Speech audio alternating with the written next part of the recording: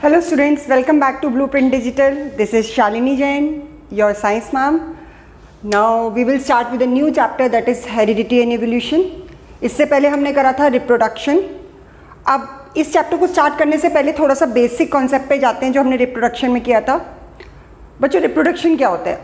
Reproduction क्या होता है? जिसमें एक नया ऑर्गेनिज्म प्रोड्यूस होता है from the pre existing organism, बिल्कुल सिमिलर उसी तरीके का. ठीक है, ये सब हमने उसमें पढ़ा था. और मेल और फीमेल गैमीट्स बनते हैं, फिर उनसे रिप्रोडक्शन होता है, फिर उनका फ्यूजन होता है, फर्टिलाइजेशन होता है, फिर ग्रोथ होती है. ये सब हम रिप्रोडक्शन वाले चैप्टर में पढ़ चुके हैं. अब उससे फर्दर जो हमारे पेरेंट्स से हम अपने आप को रिजेंबल करते हैं. ठीक है, डॉग जो होता है एक स्पेसिफिक ब्रीड अपने ही पेरेंट्स से रिजेंबल करती है. ह्यूमंस में भी हम इंडियंस अपने ही पेरेंट्स से रिजेंबल करते हैं, अमेरिकन अपने ही पेरेंट्स से रिजेंबल करते हैं. ठीक है ना. तो ये जो जेनेटिक कॉन्स्टिट्यूशन है जो पेरेंट्स से बच्चों के अंदर जाती है, ये कैसे जाती है? ठीक है, इस सब की जो स्टडी है वो सब हम इस चैप्टर के अंदर करेंगे. ठीक है, तो सबसे पहले बात करते हैं हेरिडिटी की. एवोल्यूशन एक अलग टॉपिक हो जाता है और हेरिडिटी एक अलग टॉपिक हो जाता है. तो हम पहले लेते हैं हेरिडिटी के बारे में. बेसिकली हेरिडिटी है क्या? द ट्रांसमिशन ऑफ कैरेक्टर्स और traits from one generation to another.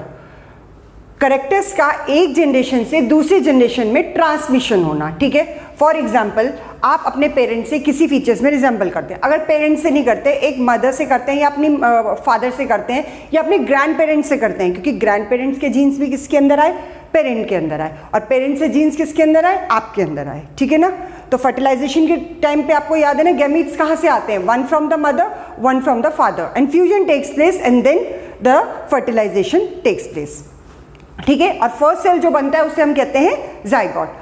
तो बेसिकली अगर हम देखा जाए तो वो सारे जीन्स कहाँ से आ रहे हैं? पेरेंट्स से आ रहे हैं. ठीक है, और अगर पेरेंट्स से नहीं, कोई कहते हैं ना कि कोई बच्चा जो अपने ग्रैंड पेरेंट्स से रिजेंबल करता है, अपनी दादी से रिजेंबल करता है, अपनी मौसी से रिजेंबल करता है, किसी रिलेटिव से रिजेंबल करता है, ऐसे भी हो जाता है. तो क्या हुआ कि वो जीन्स किसी जनरेशन में चलते चलते उस रिलेटिव के अंदर आए और वो फर्दर ट्रांसफर हो गए, वो अपने आप को शो कर रहे हैं आपके अंदर.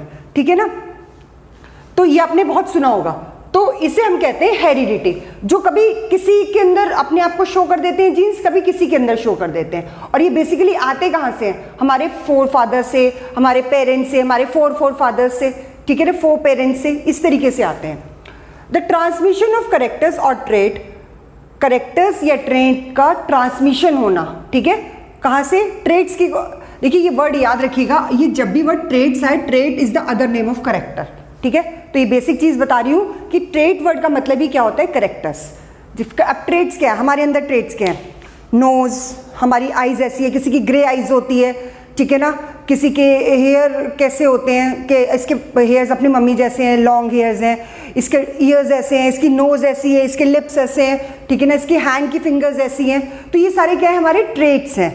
ईयर पिन्ना कैसा है? किसी का यहाँ से बिल्कुल ज्वाइन हुआ होता है, किसी का सेपरेटेड होता है. तो ये अलग अलग जो हमारे ट्रेट्स हैं, ट्रेट्स को कहते हैं करेक्टर्स को, हमारे फीचर्स को, जो हमारे फीचर्स हमारे को पेरेंट्स से मिलते हैं. ठीक है ना.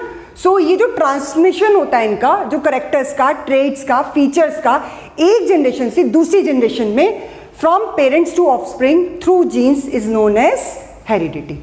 तो एक जनरेशन से दूसरी जनरेशन में जो करेक्टर जाते हैं उन्हें हम कहते हैं हेरिडिटी. ठीक है, आई होप ये समझ में आ गया होगा. तो हेरिडिटी बेसिकली क्या है? करेक्टर्स का एक जनरेशन से दूसरी जनरेशन में, पेरेंट्स से ऑफस्प्रिंग तक पहुंचना. Then variation. अब वेरिएशन की बात करते हैं. फॉर एग्जाम्पल आप 3-4 ब्रदर सिस्टर्स हो, ये 2 ब्रदर्स, एक ब्रदर एक सिस्टर, ये 2 ब्रदर हैं. तो आप देखोगे कि अब दोनों एकदम से रिजेंबल नहीं करते. ट्विंस का केस अलग हो जाता है. ठीक है, ट्विंस को हम एग्जेम्पशन रख देते हैं. अगर आप देखें तो सारे फीचर्स आप लोगों के आपस में रिजेंबल नहीं करते. और नहीं तो कुछ अपनी क्लास में देख लीजिएगा. आप अपनी क्लास में देखेंगे कि सारे बच्चे क्या एक जैसे दिखाई देते हैं? 10th A सेक्शन के अंदर, 10th B सेक्शन के अंदर के सारे बच्चे एक जैसे दिखाई देते हैं? नहीं. इन सबके अंदर फीचर्स वेरी है. टीचर नाम से तो पहचानती है, बाय फेस भी पहचानती है कि हाँ ये वाला बच्चा है, ये वाला बच्चा है. कैसे पहचानते हैं? उनके फीचर्स से, उनके ट्रेड्स से, उनके करेक्टर्स से. तो ये जो डिफरेंट करेक्टर हर इंडिविजुअल के अंदर पाए जाते हैं, इसे हम कहते हैं वेरिएशन. कोई 2 पर्सन एक दूसरे से रिजेंबल नहीं करते, उसे हम कहते हैं वेरिएशन. ठीक है। अब वो हाइट में हो सकता है, वो लेग्स की हाइट में हो सकता है, वो हमारी फिंगर्स में हो सकता है, हमारे फेस के फीचर्स में हो सकता है, हमारे हेयर्स में हो सकता है, नेक के स्ट्रक्चर में हो सकता है, कोई भी फीचर हो सकता है। तो जब ये डिफ्रेंशिएट करते हैं उसे हम कहते हैं variation. So the differences in the character और ट्रेट, जो डिफरेंस आते हैं कैरेक्टर और ट्रेट, हर ह्यूमन दूसरे ह्यूमन से अलग क्यों दिखाई देता है, डिफरेंट क्यों है, बिकॉज हर ह्यूमन का कैरेक्टर अलग है, ट्रेट अलग है। Among the individual of her species, एक स्पीशीज के अंदर, ठीक है, एक आप इसे वन कर दीजिए, ऑफ वन स्पीशीज, ठीक है ना। अब आपके सब पमेरियन डॉग है, ठीक है, लगता है हाँ ये हमारा है, पर अगर दो पमेरियन डॉग है, आप अपने डॉग को पहचान सकते हो ना कि भाई ये हमारा वाला डॉग है, तो उनके अंदर भी कुछ ना कुछ तो डिफ्रेंसिएशन होता है, वेरिएशन होता है।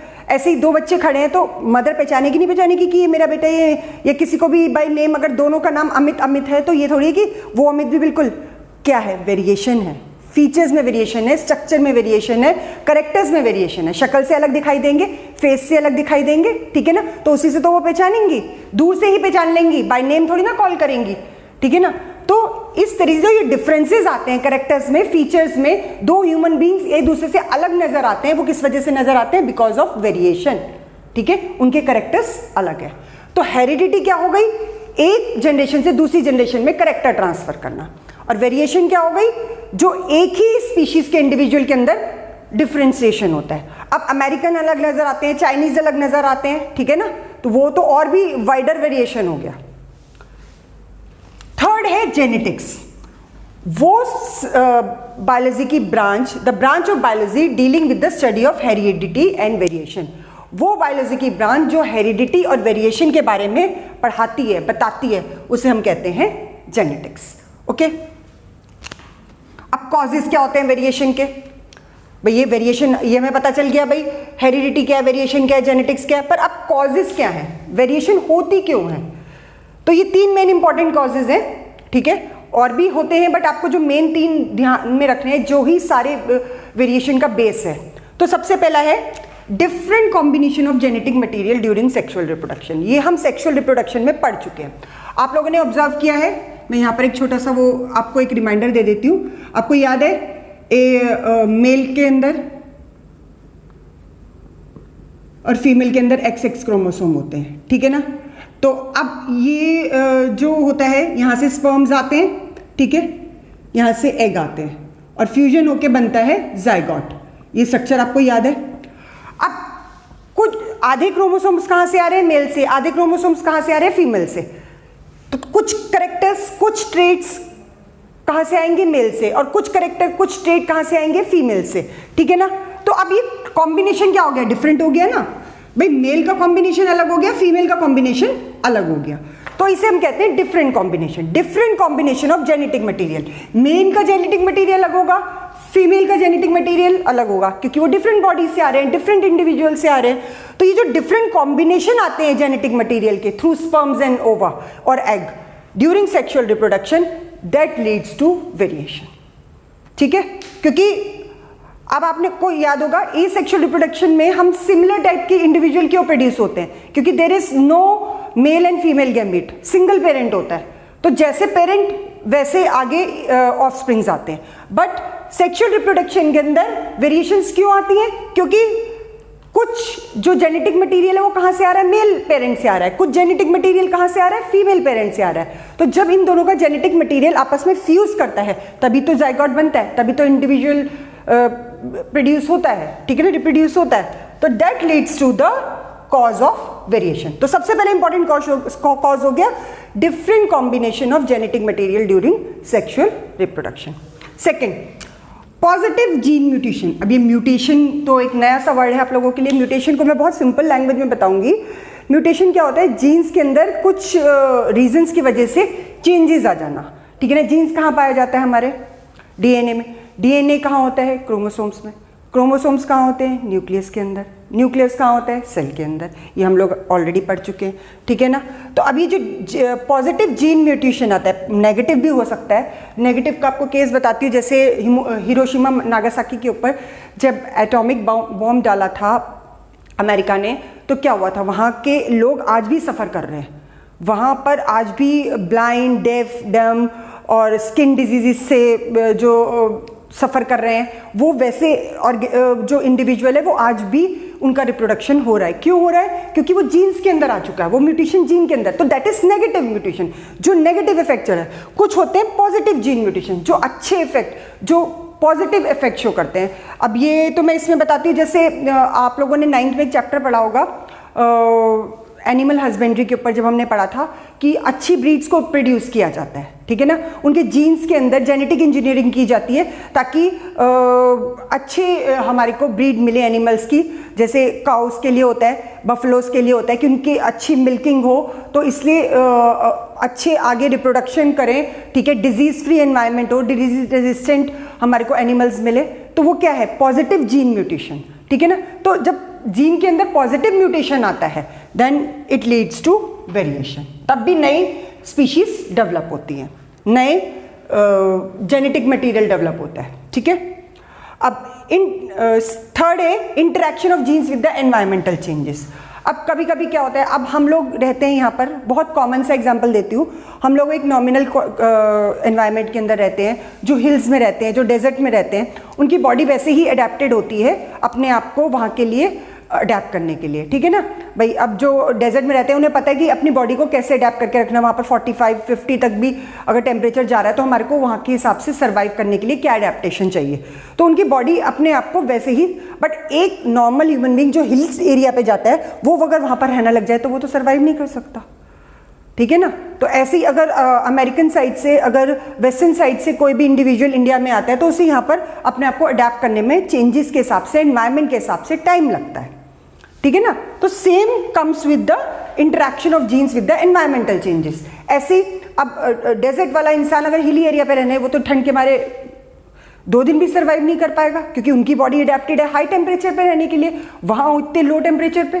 तो इसीलिए अब आप ये देखिए, जब स्पेस में एस्ट्रोनॉट्स जाते हैं तो पहले उनको ट्रेन किया जाता है कि स्पेस में देयर इज नो ग्रेविटी, आपको वहाँ पर फ्लोट भी करेंगी आपकी बॉडी, आपको वहाँ पर घूमना भी पड़ेगा, वहाँ पर कैसे वहाँ पर अपने आप को अडेप्ट करना है, वहाँ पर आपको खाना कैसे, अपने आप को सर्वाइव कैसे करना है, सर्वाइवल की सारी चीज़ें उनको सिखाई जाती है, उनको एनवायरनमेंट के हिसाब से अडेप्ट किया जाता है, तब उन्हें स्पेस में एस्ट्रोनॉट्स को भेजा जाता है। ये तो आप लोगों को पता ही है, ठीक है ना। उनकी एक प्रॉपर ट्रेनिंग होती है, क्यों? क्योंकि उनको एनवायरमेंटल चेंजेस के हिसाब से अपनी बॉडी को अडेप्ट करना होता है। और फिर जब एस्ट्रोनॉट ये सीख जाता है तो फिर वो 1 बार जाए, 2 बार जाए, 3 बार जाए, वो कितनी बार भी जाकर अपने आप को वहाँ पर अडेप्ट कर सकता है। तो वो क्या होता है, फिर उनके अंदर अपने आप वेरिएशन आ जाती है अकॉर्डिंग। अब अगर नॉर्मल ह्यूमन बींग को और एक ट्रेंड एस्ट्रोनॉट को अगर हम स्पेस क्राफ्ट के अंदर भेजें तो एक नॉर्मल ह्यूमन बींग अडेप्ट कर पाएगा उन वेरिएशंस को? नहीं कर पाएगा, क्योंकि वहाँ टोटल एनवायरमेंटल जो फैक्टर्स हैं वो टोटली डिफरेंट है, ठीक है ना। तो जो वेरिएशंस आ जाती हैं बॉडी के अंदर, जो वेरिएशन आती है वो किस वजह से आती है? क्योंकि एनवायरमेंटल चेंजेस आ जाते हैं, ठीक है ना। तो that comes to the variation. तो हिली एरिया पे जो लोग रह रहे हैं उनके अंदर वेरिएशंस आती हैं according to the environmental changes. तो this is the cause of variation, third cause of variation. तो अभी तक हमने क्या पढ़ा? हेरिडिटी क्या होती है? ट्रांसमिशन कैरेक्टर्स का, पेरेंट्स से या एक जनरेशन से दूसरी जनरेशन में जाना। दूसरा हमने क्या पढ़ा? वेरिएशन पढ़ा, ठीक है, डिफरेंस इन कैरेक्टर्स और ट्रेट्स अमंग द इंडिविजुअल। तीसरा हमने क्या पढ़ा? जेनेटिक्स स्टडी होती है हेरिडिटी और वेरिएशन के बारे में, और वेरिएशन की कॉजेज क्या होती हैं? डिफरेंट कॉम्बिनेशन होता है सेक्सुअल रिप्रोडक्शन के टाइम पे, पॉजिटिव जीन म्यूटेशन होता है, interaction of genes with the environmental changes होता है। तो ये सारे रीजंस होते हैं, ठीक है, वेरिएशन के। ओके स्टूडेंट्स, नेक्स्ट है इंपॉर्टेंस ऑफ वेरिएशन। अभी हमने देखा कि वेरिएशन के रीजंस क्या होते हैं, ठीक है, क्यों आते हैं, डिफरेंसेस क्या होते हैं कैरेक्टर्स के अंदर। अब इसकी इंपॉर्टेंस क्या है? वेरिएशन हो रही है तो उसका हमारे लिए फायदे क्या है, क्या इंपॉर्टेंस है, ठीक है। सिग्निफिकेंस भी अगर आ जाता है क्वेश्चन आपको कि what do you mean by the significance of variation, तब भी आप ये लिखेंगे, ठीक है ना। तो इंपॉर्टेंस क्या है पहले देखते हैं। It forms the basis of evolution, evolution का बेस बनाती है। इवोल्यूशन बेसिकली है क्या? नई स्पीशीज का डेवलप होना, ठीक है। फॉर एग्जाम्पल आपको एक बहुत कॉमन सा एग्जाम्पल आपको बताती हूँ। आप लोगों ने बहुत छोटी क्लासेस में पढ़ा होगा अर्ली मैन के बारे में, ठीक है। हम लोग पहले अर्ली मैन जो थे वो नॉमिड्स जो हुआ करते थे, एक जगह से दूसरी जगह जाकर अपना खाना करते थे, दूसरे एनिमल्स को किल करके करते थे। फिर फायर की डिस्कवरी हुई, ठीक है। तो पहले वो कैसे चलते थे? थोड़ा सा झुक कर चलते थे, ठीक है ना, क्योंकि उनके जो एंसेस्टर्स थे वो क्या थे, ठीक है ना। तो अब इस बारे में बहुत डेप्थ में नहीं जाएंगे, बट मैं बता रही हूँ। तो उनकी बैकबोन जो थी ऐसी झुकी हुई थी, फिर उन्होंने धीरे धीरे धीरे धीरे उनकी बैकबोन स्ट्रेट हुई, स्पाइनल कॉर्ड उनका बिल्कुल सही हो गया, ठीक है, डेवलप हो गया प्रॉपरली, फिर ब्रेन डेवलप होने लगा, फिर इसीलिए ह्यूमन ब्रेन जो होता है वेल डेवलप्ड ब्रेन कहा जाता है, सुपर डेवलप्ड ब्रेन कहा जाता है, ठीक है। तो इवोल्यूशन का जो बेस आया वो किस वजह से आया? वेरिएशन, चेंजेस आती रहे नीड्स के हिसाब से, ठीक है ना। तो necessity is the mother of all invention, तो नीड्स के हिसाब से, नेसेसिटी के हिसाब से इवोल्यूशन आती गई, चेंजेस आते गए। और आज भी आप देख रहे हो कि पहले जो बच्चा होता था सिर्फ स्टडीज़ के लिए उनको वो किया जाता था, जब बट अब आज के हाथ में जैसे मोबाइल आता है 4-5 ईयर्स का बच्चा ही पूरा मोबाइल से, पूरा टेक्नोलॉजी से ट्रेंड हो जाता है, ठीक है ना। तो क्या है, human brain day by day अपने अंदर प्रोग्रेस करता जा रहा है, डेवलपमेंट होता जा रहा है, तो that is because of evolution, ठीक है। तो वेरिएशन नहीं आएंगे, चेंजेस नहीं आएंगे तो इवोल्यूशन नहीं होता, इतनी डेवलपमेंट नहीं होती, ठीक है ना। तो it forms the basis of evolution. Second, it forms the basis of heredity. अब वेरिएशन जो होता है वो किस वजह से होता है? क्योंकि कैरेक्टर्स हेरिडिटी होते हैं, तभी तो वेरिएशन आता है, तो उसका बेस भी क्या हो गया? हेरिडिटी का बेस भी क्या हो गया? वेरिएशन हो गया। Third, it cause adaptation due to which an organism can adjust to changing environment. अभी आपको मैंने एग्जांपल बताया कि ऑर्गेनिज्म चेंजिंग एनवायरनमेंट के हिसाब से एडजस्ट क्यों कर सकता है? बिकॉज ऑफ वेरिएशन, ठीक है भाई। अब जो हिल्स पे रहते हैं या जो स्पेस में एस्ट्रोनॉट जाते हैं, वो अगर अपने अंदर वेरिएशन नहीं लाएंगे, अडेप्टेशंस नहीं लाएंगे, तो वो स्पेस में जाके अपने आप को कैसे अडेप्ट करेंगे, कैसे सर्वाइव करेंगे, ठीक है। तो चेंजिंग एनवायरनमेंट के हिसाब से भी ऑर्गेनिज्म को कौन वो करते हैं? वेरिएशंस, अपने उनके अंदर वेरिएशंस आती हैं बेसिकली, ठीक है। जीन्स, अब जीन्स क्या है? आप लोगों को बता ही चुके हैं कि सेल होता है, सेल के अंदर न्यूक्लियस होता है, क्रोमैटिन मटेरियल होता है, बट ड्यूरिंग सेल डिवीजन ये क्रोमैटिन मटेरियल क्रोमोसोम्स में कन्वर्ट हो जाता है। क्रोमोसोम्स के ऊपर डीएनए पाया जाता है। क्रोमोसोम्स किसके बने हैं? डीएनए और प्रोटीन के, हमें पता है ना, chromosomes are made of DNA and proteins. अब ये जो डीएनए होते हैं इसके ऊपर क्या होते हैं? जीन्स। तो हम इन्हीं जीन्स की बात कर रहे हैं which are responsible for carrying the heredity character. तो सेल के अंदर न्यूक्लियस, न्यूक्लियस के अंदर क्रोमोसोम्स, क्रोमोसोम्स किसके बने हुए? डीएनए और प्रोटीन्स के। तो डीएनए के ऊपर जीन्स होते हैं जो रिस्पॉन्सिबल होते हैं हेरिडिटी कैरेक्टर कैरी करने के लिए, ठीक है। So basic unit of inheritance, ये बेसिक यूनिट होता है इनहेरिटेंस का, by which characters are transferred from parents to offspring. इसी बेसिक यूनिट, इसी जीन्स के थ्रू कैरेक्टर्स जो होते हैं पेरेंट्स से ऑफस्प्रिंग में पहुंचते हैं। और वो जीन्स कहाँ प्रेजेंट होते हैं? डीएनए, ठीक है। यहाँ तक की बेसिक चीज समझ में आ गई। सो जो जीन्स होते हैं they are responsible for carrying the heredity character. अब हमारी नोज, हमारी आईज, हमारे ईयर्स, हमारा कलर, हमारे हेयर्स अपने पेरेंट्स से मिलते हैं, तो किस वजह से मिलते हैं? क्योंकि उनके जीन्स हमारी बॉडी के अंदर एंटर कर चुके हैं, ठीक है। तो दिस इज जीन्स। क्रोमोसोम समझ में आ गया, जीन्स समझ में आ गया, ठीक है। अब बात करते हैं एलीली की। It is an alternative form of gene occupying the same position on the chromosome, ठीक है। अब एलीली भी क्या होते हैं? एलीली वर्ड अब बहुत यूज में आने वाला आगे। तो एलीली भी क्या है? एक तरह के जीन्स ही हैं, ऑल्टरनेटिव फॉर्म ऑफ जीन्स है, ठीक है। Occupying the same position on the chromosome, जो सेम पोजीशन क्रोमोसोम के ऊपर ऑक्यूपाई करते हैं, ठीक है। ये हमेशा पेयर में चलते हैं। Affecting the same character in 2 different forms, same character को अफेक्ट करते हैं 2 डिफरेंट तरीके से, ठीक है। अब जैसे हाइट के जीन्स हो गए, ठीक है, वो हाइट को करेंगे। कलर के जीन्स हो गए, आई कलर के जीन्स हो गए, हेयर कलर के जीन्स हो गए, ठीक है। तो एक स्पेसिफिक कैरेक्टर को जो लेकर चलते हैं उन्हें हम कहते हैं alleles. So alternative form of genes occupying the same position on the chromosome, जो सेम पोजीशन ऑक्यूपाई करते हैं क्रोमोसोम के ऊपर and effective the same character. ये चीज मेन ध्यान रखने वाली है कि हाइट के जीन्स एक तरह के एलीली हो गए, ठीक है, कलर के जीन्स एक तरीके के एलीली हो गए, जो सेम कैरेक्टर को लेकर चलते हैं उन्हें हम कहते हैं एलीली। एलीली हमेशा पेयर में मूव करते हैं और 2 तरीके के होते हैं। They are of 2 types. कौन कौन से 2 तरीके होते हैं? One is homozygous and another is heterozygous, ठीक है। एलीली 2 तरीके के होते हैं, 2 टाइप्स के होते हैं। One is homozygous and another is heterozygous. अब ये जो टी यहाँ पर रिप्रेजेंट कर रहा है, ये टॉल को रिप्रेजेंट कर रहा है और ये ड्वार्फ को रिप्रेजेंट कर रहा है, ठीक है। ये जो कैपिटल टी है ये रिप्रेजेंट कर रहा है कि ये जो प्लांट है ये टॉल प्लांट्स के इसके जीन्स है, ठीक है, और इसके अंदर ये ड्वार्फ प्लांट्स के जीन्स है। तो होमो का मतलब दोनों जीन्स, दोनों एलीली सेम है, ठीक है, दोनों सेम है, तब हम उसे कहेंगे होमोजाइगस।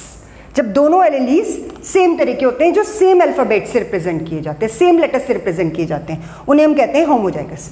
अब हेट्रोजाइगस के अंदर आप देख रहे हो कैपिटल टी है, एक स्मॉल टी है, तो कैपिटल टी रिप्रेजेंट कर रहा है टॉल को और स्मॉल टी रिप्रेजेंट कर रहा है डॉर्फ को, यानी कि इसके अंदर दोनों एलीलीज रिप्रेजेंट तो हाइट को कर रहे हैं, ठीक है ना, कि हाइट, बट एक एलीली कैसा है जो टॉलनेस को रिप्रेजेंट कर रहा है और एक एलीली कैसा है जो डॉर्फनेस को रिप्रेजेंट कर रहा है। तो जब दो जीन्स पेयर में जो प्रेजेंट हैं एलीली, वो डिफरेंट उसको शो कर रहे हैं, उनकी डिफरेंट ऑपोजिट कैरेक्टर को शो कर रहे हैं, then it is known as heterozygous, ठीक है। अब यहाँ पर ये दोनों एलीलीज कैपिटल टी से रिप्रेजेंट कर रहे हैं टॉल को और ये स्मॉल टी से रिप्रेजेंट कर रहे हैं डॉर्फ को, बट दोनों एलीली सेम है, ये डॉर्फनेस को रिप्रेजेंट कर रहे हैं, ये दोनों टॉलनेस को, बट यहाँ पर क्या है, एक एलीली टॉलनेस को रिप्रेजेंट कर रहा है और एक एलीली डॉर्फनेस को रिप्रेजेंट कर रहा है, ठीक है। तो जब दोनों एलीली सेम होते हैं, सेम कैरेक्टर को रिप्रेजेंट करते हैं, तब हम उसे कहते हैं होमोजाइगस। बट जब यहाँ पर ये डिफरेंट ऑपोजिट कैरेक्टर को शो करते हैं, ठीक है, then it is known as heterozygous. तो अभी तक हमने क्या क्या पढ़ा, एक बार बिगिनिंग से देखते हैं। सबसे पहले हमने पढ़ा हेरिडिटी क्या होता है, हेरिडिटी कैरेक्टर्स ट्रांसफर होना एक जनरेशन से दूसरी जनरेशन में। फिर हमने पढ़ा जेनेटिक्स, ठीक है ना। फिर हमने पढ़ा उसके बाद कि वेरिएशंस क्या होती हैं, जो डिफरेंसेस होते हैं कैरेक्टर्स में, जो डिफरेंसेस होते हैं इंडिविजुअल के सेम स्पीशीज़ के। फिर उसके वेरिएशंस के कॉजेज़ पढ़े। फिर हमने इम्पॉर्टेंस पढ़ी, इम्पॉर्टेंस हमने ये 3 इम्पॉर्टेंट रीज़न है कि वेरिएशन किस वजह से होती है। जीन्स क्या होते हैं, ठीक है, genes are found on DNA which are responsible for carrying the heredity character from parents to the offspring. Alleles क्या होते हैं, ऑल्टरनेटिव फॉर्म होते हैं जीन्स के, बट जो सेम कैरेक्टर को रिप्रेजेंट करते हैं। अब ये जीन्स वर्ड जो हम यूज़ कर रहे हैं सबके लिए है भाई, आइज़ के जीन्स हो गए, नोज़ के जीन्स हो गए, कलर के जीन्स हो गए, ठीक है ना, हाइट के जीन्स हो गए, तो ये सबको रिप्रेजेंट कर रहे हैं। बट जो एलीली होते हैं एक स्पेसिफिक कैरेक्टर को रिप्रेजेंट करते हैं, जैसे कि ये वाले एलीलीज किसको रिप्रेजेंट कर रहे हैं, हाइट को रिप्रेजेंट कर रहे हैं प्लांट की, ठीक है ना। और अगर दोनों एलीली सेम होते हैं देन होमोजाइगस। अगर एक एलीली अलग है, एक एलीली अलग है, कैरेक्टर उसी तरीके का है, बट टॉलनेस को या ड्वार्फनेस को रिप्रेजेंट कर रहा है एक और एक टॉलनेस को, तो then it is known as heterozygous. I hope यहाँ तक का आपको समझ में आ गया होगा, ठीक है। अब हम अपनी नेक्स्ट वीडियो में हम पढ़ेंगे मेंडल्स के लॉ के बारे में, ठीक है। टिल दैट टाइम अगर आप लोगों ने वीडियो को सब्सक्राइब नहीं, अभी तक चैनल को सब्सक्राइब नहीं करा है तो सब्सक्राइब करें, लाइक करें और अपने फ्रेंड्स के साथ शेयर करें। और कोई भी आपकी क्वायरी होती है तो प्लीज़ कमेंट सेक्शन पे आप मेरे को लिख कर भेज सकते हैं। Thank you so much, bye, have a nice time.